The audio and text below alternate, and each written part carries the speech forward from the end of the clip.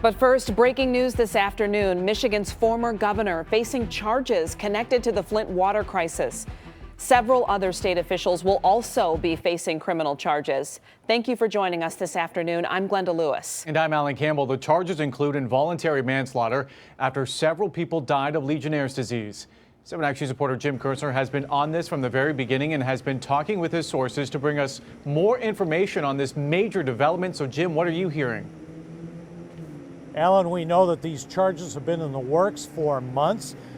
State Attorney General Dana Nessel dismissed several pending cases back in June of 2019. She's reinstating those and this new additional case against former Governor Snyder. We talked with the former governor about this back in September. More on that in a minute. But let me tell you, former Governor Snyder took full responsibility for the Flint water crisis. While he was in office, he and his team ordered Flint off the Detroit water system to the Flint River to save millions. Flint was under a state takeover, and emergency managers were running Flint.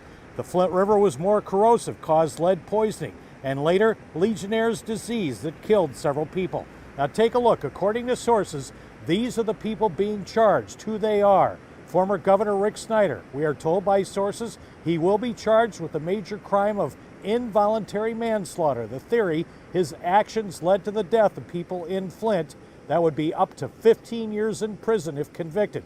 Others close to him, his aides, Rich Baird, Jared Agan, who was Snyder's chief of staff, left to become Vice President Mike Pence's communications director.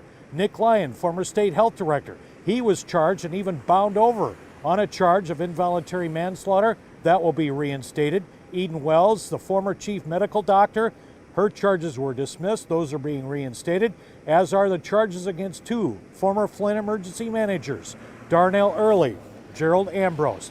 Now, former Governor Snyder was a guest here on Channel 7 on Upfront back on September the 15th, and he was asked, does he worry about criminal charges? No, Flint was a terrible thing to have happen. We responded. We did a lot of good things in Flint, and again, we need to move forward and learn from that. We actually put in the best lead and copper rule in the entire nation because of a learning experience we got from Flint to help all Michiganders. And the rest of the country has not kept up with that, nor has the federal government done things that we've done to make Michiganders safer as an experience of learning from Flint. Now we are told all of these defendants have been told about these coming charges, as well as their attorneys. We've gotten a few statements from attorneys that are calling these charges politically motivated and meritless. But more to come on this in the next few days, including comments from State Attorney General Dana Nessel, and how will all of these defendants be turning themselves in to face the charges. More to come in the coming days. Live in downtown Detroit, Jim Kurtzner, 7 Action News. Huge development this afternoon in this ongoing saga. Jim, thank you for the update.